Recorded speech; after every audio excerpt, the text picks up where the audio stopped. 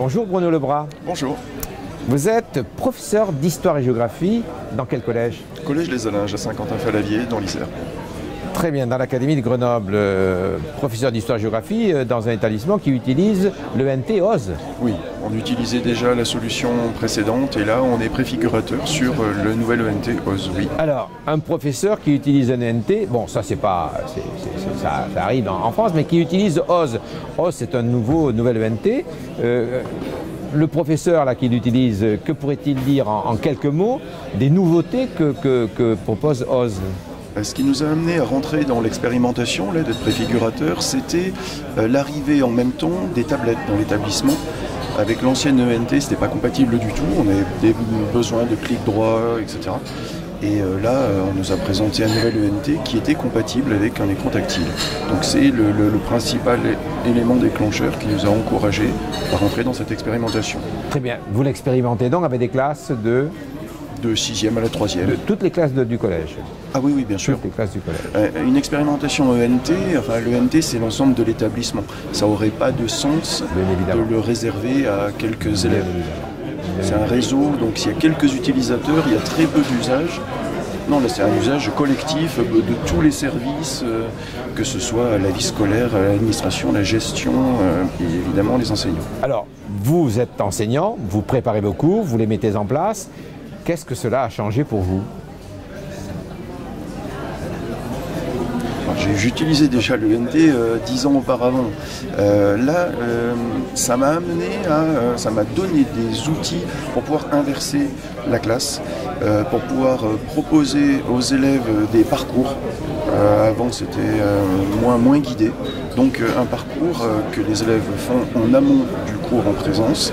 Et ça me dégage beaucoup de temps pour pouvoir proposer aux élèves des activités que je vais guider.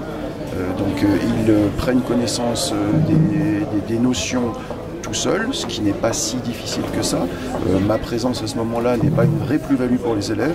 Par contre, quand ils sont dans les exercices d'application, de réflexion, de composition, là, ils ont réellement besoin d'une aide, d'encouragement, d'évaluation que leurs parents ne peuvent pas leur apporter. Là, c'est vraiment mon rôle.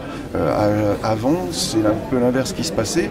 Je consacrais l'essentiel du temps à leur transmettre des informations. Et après, quand ils étaient en application, ils se retrouvaient tout seuls. Alors certains aidés par leurs parents, certains dans un contexte favorable à ce travail, d'autres beaucoup moins. Et c'est là qu'est la vraie discrimination pour les enfants. Alors comment OZ permet-il vraiment de faire en sorte que vous puissiez, dans l'activité classe, réserver ces activités à des activités pédagogiques à forte valeur cognitive? En d'autres termes, comment OZ facilite-t-il cela pour vous? Alors, prenons un exemple, on pourrait peut-être prendre un exemple. Bien sûr. Déjà, il y avait la notion de parcours. Donc, je vais pouvoir donner aux élèves la version écrite du cours, la version sonore, c'est-à-dire que les élèves, j'ai l'enregistrement des élèves qui ont lu le cours. On est dans du plurimmédia. Et puis, une capsule vidéo avec le même son et les images, les animations, etc. Petite capsule de 2-3 minutes par chapitre. Au même endroit, les élèves vont trouver les documents visuels fondamentaux pour le chapitre, et puis c'est tout.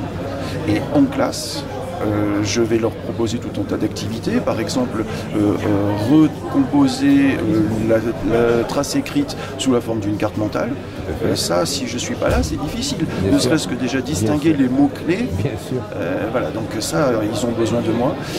Mais aussi trouver des illustrations, faire des articles de blog dans OZ, rédiger une compréhension de documents. Ils vont me le rédiger, me l'envoyer par mail.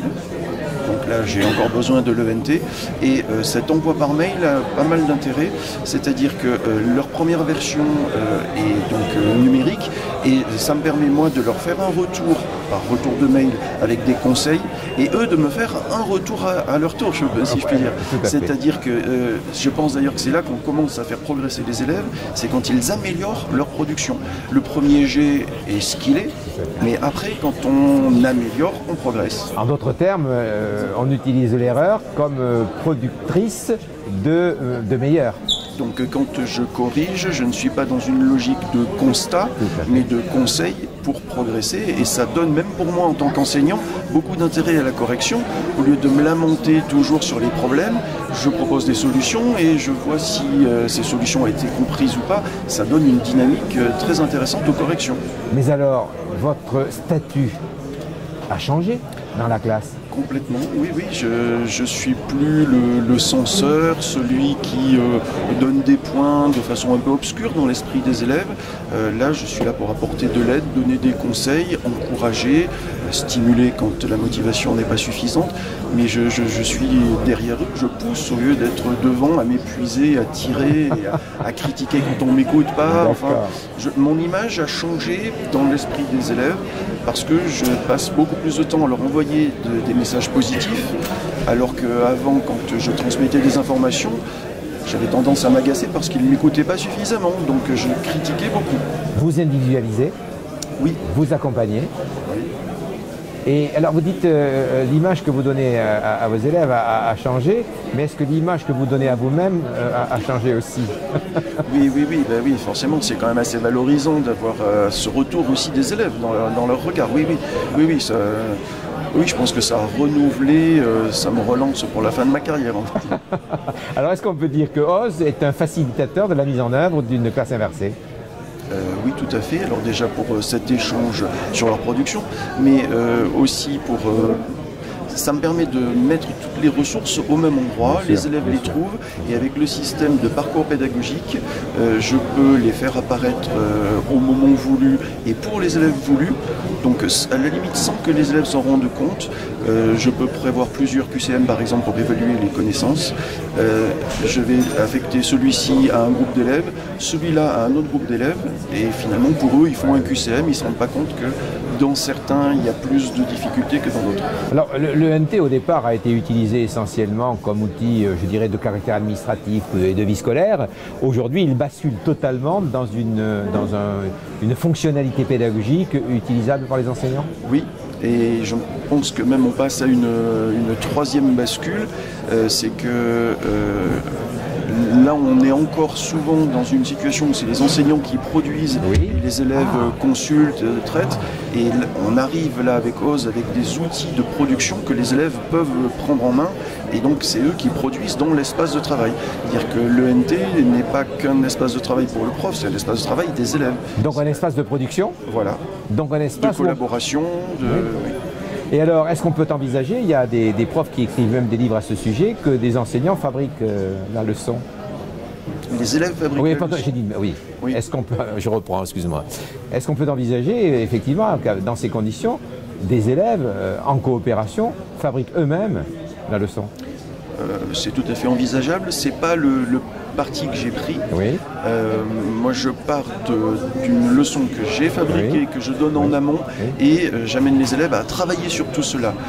Mais je conçois tout à fait qu'on puisse faire l'inverse, c'est-à-dire construire petit à petit et aboutir in fine à une leçon faite par les élèves. Bon, mais c'est pas comme ça que j'ai décidé de le faire, quoi. Le CDE dit à l'avenir, il faudra que nos élèves acquièrent des compétences sur lesquelles on n'a pas insisté jusqu'à aujourd'hui, la compétence de création, la compétence d'esprit critique. Est-ce que l'usage des ENT participe de cela? À partir du moment où on rend les élèves auteurs, créateurs, ils se posent les bonnes questions. Et non seulement ils acquièrent ces connaissances-là, ces compétences-là, mais en plus ça aiguise leur regard pour analyser ce qui a été créé par d'autres.